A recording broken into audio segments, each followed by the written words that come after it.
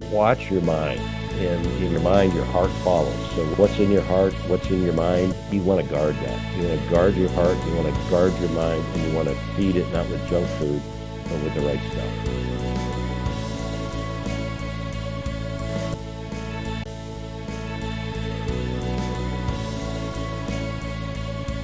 Hey, Uncommon Leaders, welcome back. This is the Uncommon Leader Podcast. I'm your host, John Gallagher. You know, there are times in your life when you get a chance to have leaders who have made a difference in your life. You get a chance to have conversations with them on the side, but you rarely get a chance to ultimately have them share their side of the impact that they've had. I've got a gentleman today, Steve Matteson, who I've known for about 15 years, who's going to share his leadership journey and some of the things that have impacted not just his work, but his life as well. I'm excited about this conversation we're going to have. We're going to talk about manufacturing.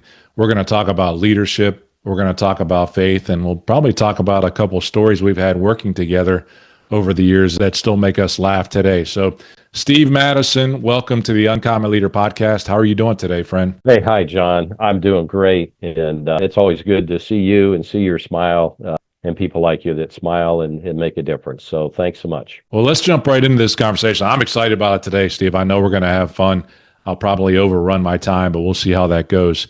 The first thing I want to talk about, you shared a document with me that was really cool, the best job that you ever had. And it ultimately was about your most fun job. But let me tee it up just a little bit in terms of what you said. You stepped into a leadership role of a plant where there was labor unrest, poor community image, a real threat of closure due to lack of profitability, quality and safety issues, low morale. In 2 years, You turned that around and changed that, and we'll talk about those results here in a minute. But why in the world would you take an opportunity like that, and what was the first thing that you did when you got that opportunity? Well, that's a great setup and a great question. Let me just say this. I didn't know it would be the most fun job or what I was getting into. So maybe if I hadn't known or if I had known more, but it was inside a company that I'd already worked in 2 states in different positions. So it was a promotion within. I'm not sure I was given a choice. And I will admit that I had toured this sister plant an hour away from where I was working. I toured it, months prior, and I was so grateful. I went back to where I was working thinking that I didn't work there. And, I just had this image of thanks. And I was like, boy, I'm glad I don't work there. I'll never work there was sort of what my head said. And so anyhow, I guess I was offered that job. I did accept that job. And I jumped into it instantly. I think like a 2-day notice or something, 2 days where I was and where you went. And the day I arrived, I made sure to meet all my direct reports over the next 48 hours. I think I had one-on-ones of an hour each and a real in-depth plant tour. And that's how I got started. That's how we were always told, right? Go to the Gemba. That's how we were taught. You were taught by some of the best, Shingijutsu, in terms of what you've done. And you've made a indelible impact on my journey in terms of lean and A3 thinking. And we know that, that first step in the process is define the problem that you're trying to solve. And it sounds like you had quite a big challenge to solve that. Now, there are spaces, Steve, in your leadership, and the folks who've worked with you know how much fun it has been and the wisdom that you share with regards to your leadership journey. But let's go back in time just a little bit as to how that was created. Tell me a story from your childhood, maybe, that still impacts who you are today, even today as a person or as a leader. Yeah, I really like that question. It gives me pause for, deep reflection. There were a lot of stories, but there's one that I replay all the time. And, I was rebounding from rheumatic fever. I lost 10 weeks of 8th grade. We've gone through my freshman year of high school. And I'd been released for my first physical activity, outdoors, if you will. No phys ed freshman year. It was a difficult time for me. But I went off with the Boy Scouts to the Cimarroncito area, the Philmont Scout Ranch in New Mexico, and with the Adirondack Council. So this is a trip 2,000 miles from home by plane, or not by plane, but by train and bus and other ways of getting there. It was a 23-day trip for 10 days of hiking. So somewhere in about the 4th day of hiking, it was abysmal. It was a dire situation. It looked pretty bad. We were in the monsoon season. So every afternoon we were getting dumped on with heavy rains. This particular day, the rain was fierce, and then hail came on top of it. It was a heck of a light show. And as we're setting up our tents, there were 12 of us, adult leaders included, And you're sharing a two-person tent. It's canvas. It's heavy. There's no bottom to it, but it's a basic provision, to get out of the elements. And we set up mine. Mine was one of the two that we had to move because there was a river running through it with all the rain off and runoff from the rain and hail melting overnight. It was an unbelievable trip. Well, anyhow, I remember distinctly, and it was getting dark because the storm was so fierce. And this is about 4 or 5 p.m. And so I looked at my backpack on the ground against a tree, getting wet. I took off my poncho, put it over the backpack to preserve that. And I told myself right then and there in my mind that I was going to survive this and I was going to remember surviving this and this would pass and I'll come out of this and it's going to be okay. And I've never forgotten that. And it was okay. And it took forever to dry out. We built a fire that night where we had to split wet wood to get into dry wood, to start a fire, to dry out and so on. But I've never forgotten that. I can imagine that was both scary. I mean, yes, but also again, when you talk about a dozen people coming together and saying, we're going to make it through this.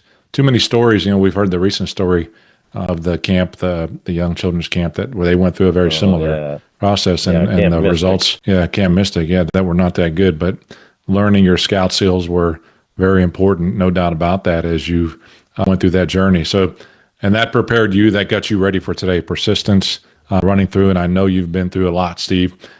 You look about your manufacturing journey just a little bit. Industrial engineer from the Rochester Institute of Technology. Now I know why you liked our IT so well when we worked together at Simpler Consulting. Yes. Must be something about that in terms of connecting you there also. But let's move back into this transformation from a work standpoint. So we know a little bit about, you may not have chosen that yourself. We know a little bit about who you are. What were the things when you had those one-on-ones to be in that position and with the team? What were the barriers or the wastes that you identified both in leadership and maybe in the shop floor that told you, man, I think we got a chance here? Yeah, I like that question. I was reflecting a little bit more about the summary I sent to you and just real high level here. At this point, I was 15 years post RIT, and I'd worked in 4 plants with 3 companies in 2 states, 12 bosses, 5 promotions. And so undertaking this job, I was reporting to the president of a division with 3 of the plants of the 12 around the country at GenCorp Automotive at the time. And basically, I was given direction to pay attention to safety, quality, elimination of waste. And those are the march words. But what really happened was I was given freedom to just jump in. Which I'd been prepared for, didn't know I'd been prepared for because I'd been through a lot of things. And actually, I'd been through a lot of things where I thought if I ever get into this position where I have more degrees of freedom, I'm going to approach it the way that I would want to be approached. And so some of the lessons learned to that point were lessons of how not to do things. So how I got started upon arrival was, wow, these people will kind of wonder, who is this guy? The dozen plants around the country and the 3 in this division. This plant's unprofitable. There's more than just rumor about closing it. I wonder who this guy is. Yeah, here comes the corporate guy. He's here to help. Yeah, he's here. Where did they get him? What's he like? He's down the road an hour. We've heard about him. But so I thought it was very important. I got an in-depth tour of the plant, but in less than 48 hours, I spent a full hour one-on-one with the direct reports. And I basically, I just opened it up. I just said, look, I'm so-and-so, you're so-and-so. Tell me a little bit about you. Also tell me what you do. Tell me a little bit about how you do it. And then tell me what concerns you have. And that was the first 48 hours. That's pretty amazing in and of itself. It wasn't about looking at the numbers necessarily. It wasn't about going out there and pointing out where you saw all the opportunities to improve from a manufacturing or engineering standpoint. It was about building relationships from a leadership perspective. That was very important. And again, you got to believe that, working together, it probably felt a little bit like that rainstorm from the scouts way back when it was in terms of the challenges that organization have felt. So you go through that 2 years later, a transformed culture and operation, explosive top line revenue growth, sustained profitability, labor and community harmony, breakthrough safety improvements, and a servant leadership culture. So, Steve, we teach systems guys, right? From a leadership standpoint, what were some of the habits in those 2 years that you put together as the leader of that organization to help turn it around so quickly? Yeah. So as I met with each leader. Part of that was sort of a style, if you will, systems. How did they view their role? Where did they think they were connecting? And were they connecting? So, for example, one of the ones I met with was in that position by virtue, is an engineering area, by sheer talent. Held a lot of patents and a lot of individual, I'm going to say, contributions and, all kinds of great service. But as a leader in the product design field, very uncomfortable in leading others. And that one almost threw me off, and not completely, not in a bad sense, but in the sense that I didn't terminate anybody. I did reassign people, and that was the first person I reassigned. Less than a month later, this individual became just an individual contributor, no change in pay. And a month later, I was flabbergasted when he and his wife invited us out to go to some outdoor, well, actually an indoor theater presentation, but an outside plant thing. And his wife, she was so thankful for this change in position because it didn't fit him. And so then I went for a successor. So what I started to look for immediately was people that could connect with other people from the standpoint of what their function was, and then their function connecting with, in a cross-functional way, all the functions. So when you talk about systems, I was looking at, we need to gather the senior staff weekly. We'll do it more frequently if there's a need for it, but it's going to be fast, and people are going to be prepared. It's not just a random meeting. What's going to be the sort of input, process, output? Here's what I expect you to kind of bring. Here's what we're going to discuss because we have a group. It's a cross-functional group. Here's the output. Here's where we're going to go forward and, take appropriate actions. And so some of that role that I did at one point, I think I had 10 or 11 direct reports. At one point, I had 22 when I was moving people around. I gave, in the engineering area, that was the crazy one. I gave 4 or 5 people a chance to lead engineering before I settled on one. There were others I didn't change at all. The production person was the production person, for example. But I kept like a jigsaw puzzle, putting together like in a systems construct that, we're going to work together. We know the functions need to interact with each other. And I'm going to say integrity, honesty, the whole idea, and my boss had said this to me. He said, look, don't shoot the messenger in any case, is what he said, quote, just shoot the person who shoots the messenger. And so it was open. If you got a problem, I want to know about it. I don't want any surprises. And that became the moniker, no surprises. And then it became not just Steve, no surprises, but the team. As we built the team, and that extended to the entire alley workforce, which was, it was pretty big. I had 1,000 employees. Oh my goodness. Again, that just overlays how impactful it was to be able to transform it there in 2 years. I don't want to walk away from that too much, but you and I, when we worked together at the consulting company we worked for, you and I primarily got to work in healthcare, hospitals and clinics. And that was kind of our area of teaching the Toyota production system and developing leaders. And, the problem you just identified with promoting the best engineer to the engineering manager because he was the best engineer is one of the biggest problems in healthcare today, where they take the best doctor and promote them to the chief, or promote them, even worse, to the CEO, and never give them the support they need on how to be a leader inside of the organization. So recognizing those who are the leaders, the influencers, the ones who are able to get folks to move forward, and recognizing individual contributors who need to help you make rain, basically, get stuff done, are so important on the leader's part. And again, you get this on your journey. Were there, and you mentioned what not to do, were there individuals who had an influence on you to help you develop your leadership style? How did you get to that point where it became so transformational and cultural versus demand and control? Yeah, so there indeed were, and sometimes I didn't always appreciate or understand what was happening. So for example, the prior year, just 1 year prior to taking on this engagement, the boss I had at that time was the third plant manager in this one place where I was for less than 5 years. And there had been a fairly militant strike.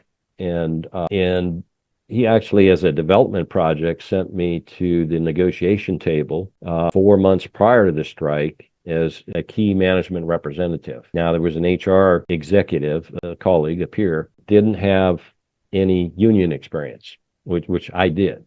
She did not. And so helping out with that. Well, we spent, I don't know, 60 days at the table over 4 months without getting a contract. It wasn't ratified. There's a whole inside story to that. But I remember kind of complaining. Now, I can complain. I was complaining a little bit to my boss about this, and he was saying, look, he said, don't judge this too soon. He said, you have no idea what you're learning by this. And, this will be like, take a manufacturing term, this will be like annealing you. This will be tempering you. This will give you a larger capacity to deal with people. And no matter what the technology is, there's always people behind it. So stick with it. Do not prejudge what's going to happen, strike this, that, or whatever. And he was absolutely right. He was a top-down boss, but he eventually, starting with that and then post-strike, actually yielded his style more and his boss was 25 years more senior. So he was very seasoned in a different way, but we shared the frontier after that. I think there was a deep mutual respect. I remember telling him at one point in the strike when I would disagree in how things were being done. He had two sons. They're about the same age. I said, I'm not one of your sons. We're here to work together as a team. I took some bold comments and we worked through them in a bold way. And we had great success coming out of that. Love that when influencers can help and you can look back on that and recognize who made a difference in that space. Steve, you shared with me kind of a list of these 11 points. I think it's your book, that you're going to be writing it could here. be a book. I think it's that, and I don't mean that in a negative. I mean that in a positive as to how you did that turnaround. Obviously, we don't have time to go through all 11 points that you gave me in terms of what happened over those 2 years. But there are a couple that struck me that I wanted to just kind of bring up because I sense that many leaders today are faced with the same problems some 30 years later in terms of what's happening. The first one was accountability with dignity. Tell me more. Yeah. So this actual plant location also had a militant strike just 2 years prior. In fact, there was some pretty high civil disobedience and rolling of cars, starting fires. It was a tough environment. There were also, on the management side, which I didn't see as a positive, there would be communications and meetings that were mandatory, which I always found that was like throwing a red flag like in front of a bull. Something's mandatory. So one of the things I instituted immediately was I got rid of mandatory meetings. And I had some small group shift meetings. I ramped it up to 8 of them a month where I would meet with somebody who had a birthday or anniversary with the company. So twice a year they got to come to this meeting. But then I had broad meetings with everyone. And in the first broad meeting, which was done the first 30 days, I announced we didn't have mandatory meetings. I didn't feel that was an appropriate way to run things. I wanted people to come to meetings because they want to be part of the team, part of the success, part of where we're going forward. I did lay down, independent of a union contract or management protocols, procedures. I just said, look, here's what I expect. I expect you to come to work. I mean, that's the first thing, and follow safety rules. Come to work and be here, and then be safe. And a third thing is be productive. And if you come to work and you follow the rules and you're safe and you're productive, we're going to get along great. And I said, we are going to work together, and I will continue to show you and share with you the future I see for this plant. And I think I packaged in at that point a comment about customer visits. I said, customers hasn't visited in a long time. We're going to have customers come in here. We're going to clean up this place. It's going to be a place of pride, and we're going to own it, and we have it. And that set the tone. I mean, 2 years later, people were bragging about working at the place, and there was some level of bling on improvement teams with shirts and stuff. And so it is an unbelievably different vibe than when I got there. Are you tired of being tired? I know I was. That's when I was glad to find Own It Coaching. Now my resting heart rate's down 20%, sleep quality up 300%. I just ran my first Spartan race at age 56. I feel better than I ever have. So if you're ready to stop settling and start owning your own health, go to CoachJohnGallagher.com/own it and set up a free call with the Own It coaching team. That's CoachJohnGallagher.com/own it. Now let's get back to the episode. Again, and I believe it because I know how you are, Steve, with that dignity. Here I'd heard set the vision so that folks can see what that is. Set the expectations or the principles that we're to follow as a part of that. And that if we can, ultimately follow those principles, we are going to be successful. I'm pretty sure, given 1,000 people, that you may or may not have may not have had 100% of the folks that were following those principles and really in support of that vision. How did you deal with those who were the Yeah. naysayers, or the ones that, we like to call them anchor draggers in our world, or whatever they are? Yeah. How'd you deal with them? Yeah, that happens. And that's a great question. So I didn't know when I started this smaller group meetings and that's how I got to know names. So 1,000 employees in 2 years. How many names did I know? Over half, over 500. So I didn't know every single person, but I knew quite a few of them. And I knew the rebel rousers. And I would make sure I'd find a place where I could engage with them on the floor. I was pretty fearless and always on the floor, seldomly in the office. These small shift meetings where they had a birthday or an anniversary, it was a big enough plant that it had a cafeteria. And so I gave away a cafeteria slip for a meal. So I put a little incentive, a little inducement. You come to one of these meetings, give you a chit. Is old-fashioned term, and no problem, whatever. Well, in the first few meetings, there were two unions at the time, and the leaders would come. They had a brick and mortar, it was a big enough place, so they had brick and mortar, headquarters right across the street. And they would show up at all the meetings because they thought I'm the rebel rouser. But I just started to communicate the theme of safety, quality, elimination of waste. We have new products coming in. Yes, there's products moving out. Yes, they're moving to Canada, even a different country. But we're vibration control, we're growing, and the new products are coming, the new customers are coming.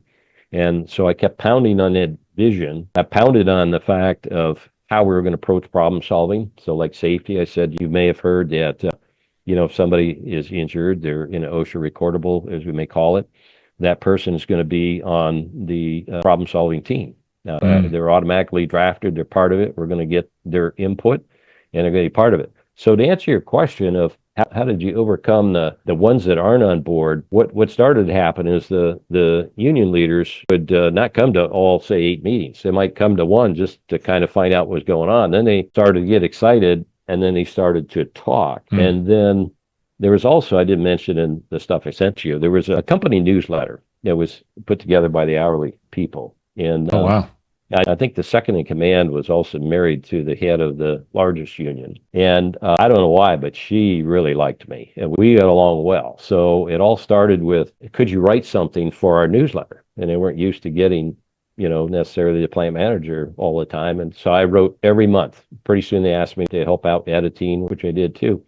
So what happened is there's no mandatory meetings. I can get a cafeteria meal. Oh, by the way, I found out some interesting things. Oh, there's this newsletter. And of course, ultimately, we had a company picnic the second summer. And so word spread. That's what I would say. Organic spread is what took care of. So there are probably still some people, even knuckleheads you might, but they were not showing up to mess with things anymore. There were not cigarette butts on the floor anymore. There weren't random holes in drywall. There wasn't graffiti in the bathrooms. All this stuff got cleaned up, and it was different. It was just different. And so now it was like, if you're the rebel rouser, you're sort of the odd person out now. And it just changed and changed pretty quick. I love that because it's recognizing the continued performance of those who are making a positive impact. And while not ignoring, but certainly not allowing the energy of the rebel rousers to deflate what's happening inside the organization. Too many times it actually ends up being opposite. The rebel rousers end up getting more energy from the leadership team. And we can talk about how that works in companies, how it works in families. Yeah. That it's just not a good thing. I mean, it's something that happens. No, Steve, I love, and I could talk about the lean tools, the elimination of waste, the quality improvement. One of the things you talked about was the physical renewal as a symbolic change. I'll call that the 5S, and shining it up and getting rid of, to your point, getting rid of the graffiti, cleaning up the equipment. I'm sure that was a huge part of what you had done as well. You get to this 2-year point, and this is where I'm looking for you to give some encouragement to leaders out there. They work really hard. You push the ball up the hill. You solve these problems.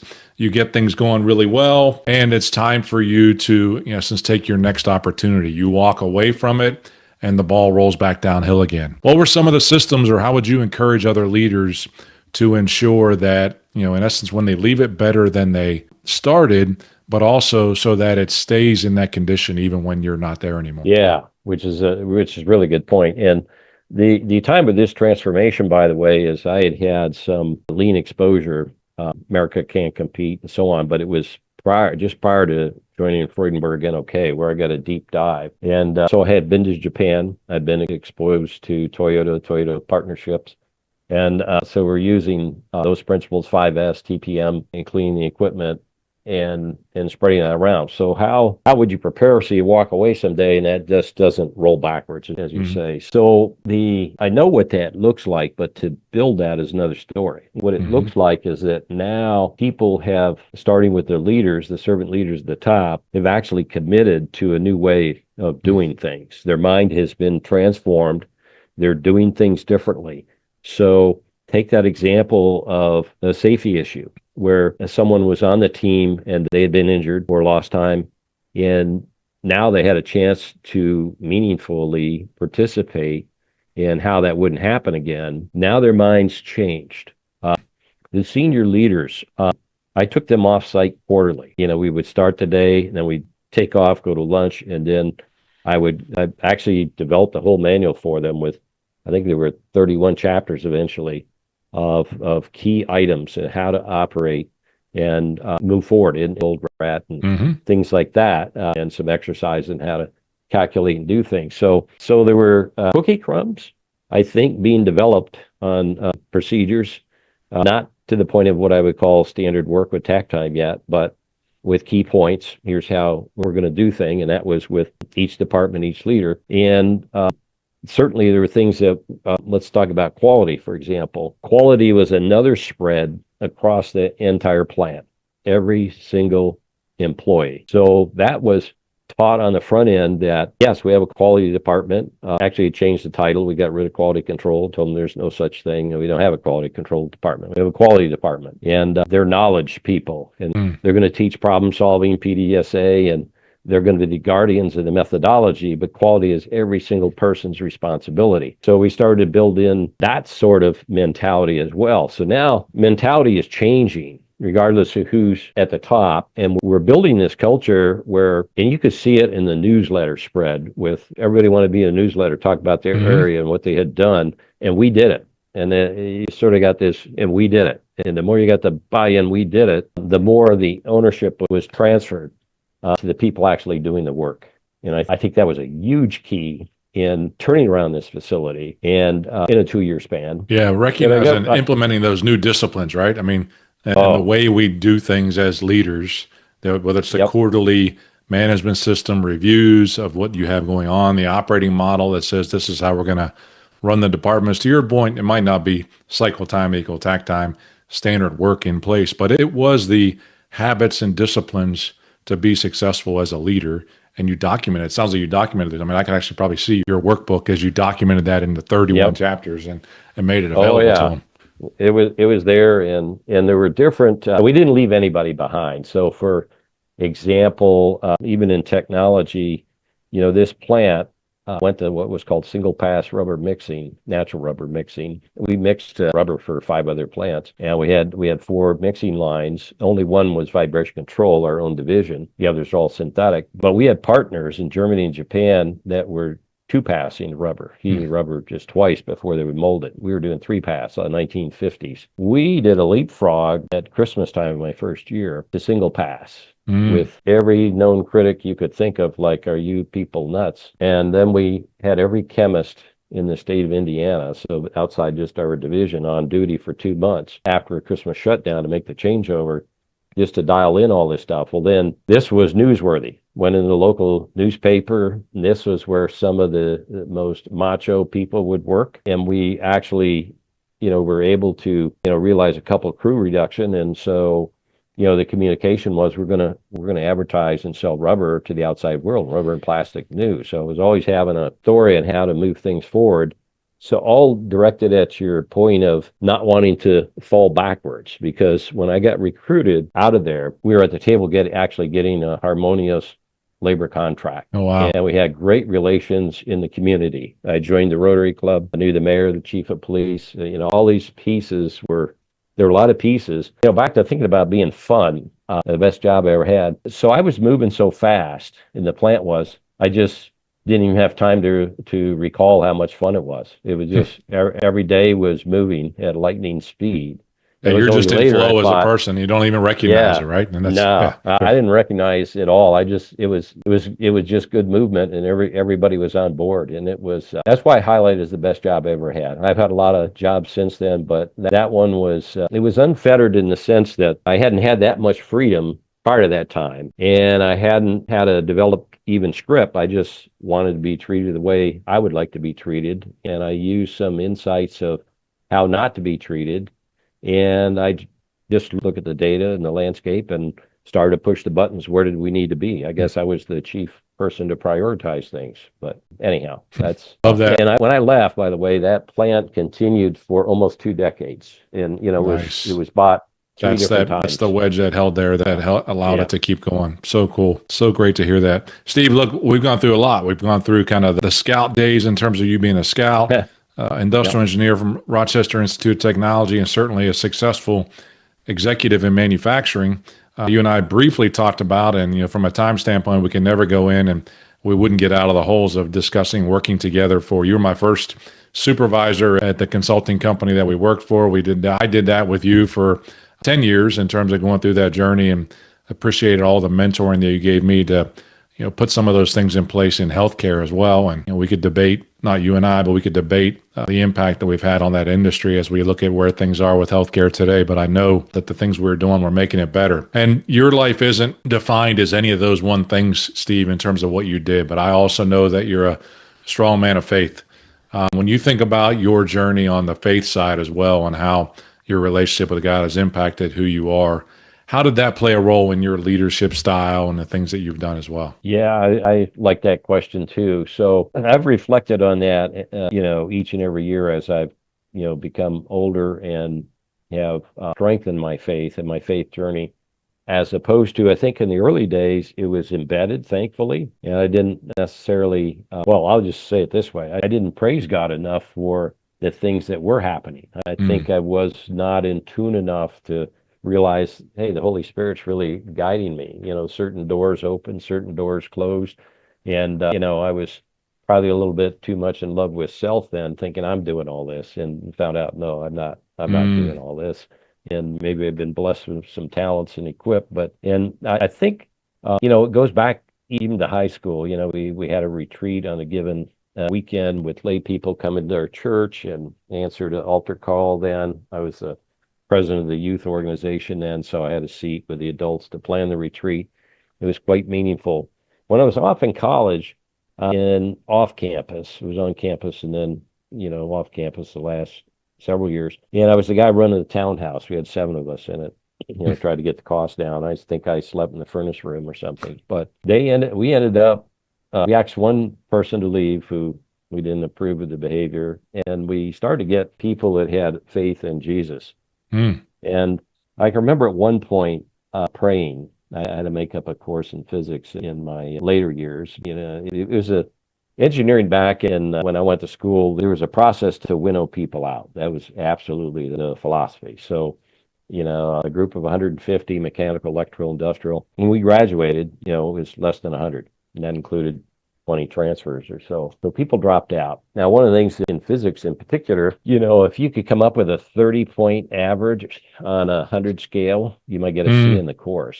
And, mm-hmm. Straight down the it's curve. just the way it was. And so I'll never forget in my Christian walk that one of the roommates suggested, I was pretty nervous getting ready for this test near the end of the quarter. I need to pass this. And he said, well, let's pray. And I was like, oh yeah, we've talked about God and we talked about Jesus. Yeah, let's pray. So we prayed, and I never felt so calm in my life.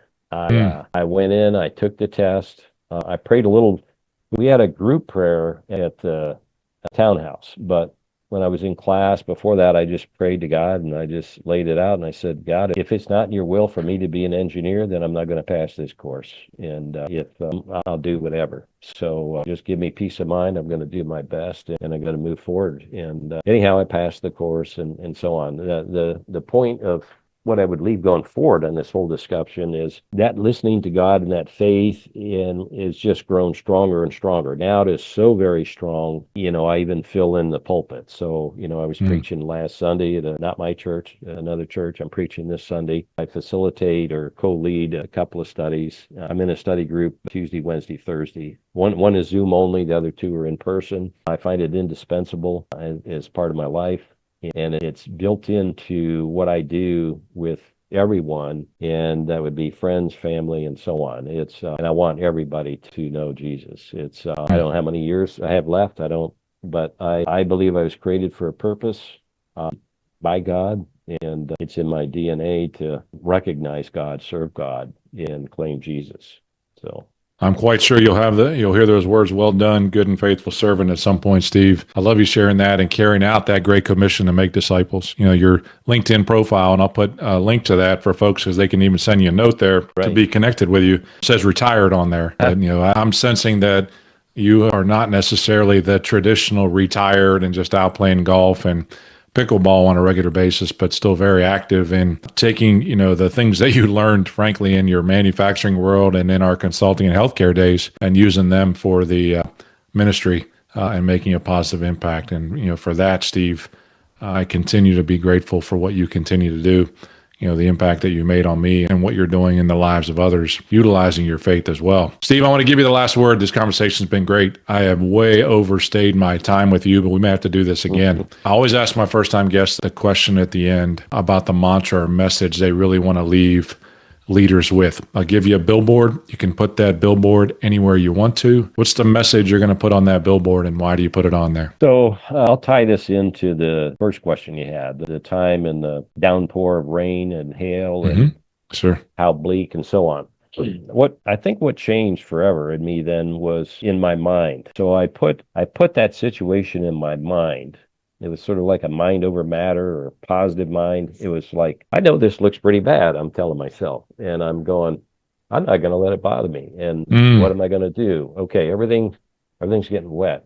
Okay, I can dry out. Let's throw this poncho over, on top of the pack. I can preserve that. The rest I'll worry about later. So I did a little bit of prioritization, but the main thing I got out of that was the mind, the power of the mind. And so the billboard would be mind cultivation. It would be what a person feeds their mind is what they become and what they can do. And you can have some control over that. I believe God has given us some control, a lot of control really, in deciding what to feed the mind. And so I feed the mind scripture every day from the good book, from the Bible, and look for wisdom, not man's wisdom, but God's wisdom. And so my billboard would be, watch your mind. And in your mind, your heart follows. So what's in your heart, what's in your mind, you want to guard that. You want to guard your heart, you want to guard your mind, and you want to feed it not with junk food, but with the right stuff. Amen, brother. Feed it well. Philippians 4:8 is really clear. Whatever is true, whatever is noble, whatever is right, excellent, or praiseworthy, think on those things and put those things into your mind, and then ultimately put those into practice. Steve, this has been fun. I know we don't get a chance to connect enough. I've enjoyed the conversation. I am so honored to chat with you, but also recognize that blessed to be able to be led by you and to call you friend as well. I wish you the best going forward, and I want to thank you for being a guest on the Uncommon Leader podcast. Well, John, thank you so much for taking time out and allowing me to share with you. Thanks for those years where we worked together. You were awesome. We had a need to plug you in right away. We did. You did a fantastic job. You made connections with people, relationships that have continued to this day, and that's part of who you are and your DNA and who you are. And I'm so pleased we're still together in that sense, and brothers in Christ. So thank you very much. Thank you for the kind words, Steve, as well. Hey, Uncommon Leaders, if you made it here, you need to share this with somebody else. You may need to go back and listen to it and understand how you can ultimately have a job you've ever had with some of the tips and some of the nuggets that Steve has laid down for us in this conversation. If you share it with somebody else, I know that's very helpful as well, and it helps us get it into the hands of more leaders who need to hear this message and really grow. You can also leave us a review, and that also gets it into the hands of more listeners. Folks, the Uncommon Leader podcast is growing. And it's because of conversations like this and uncommon leaders like this who are making a difference. So until next time, go and grow champions.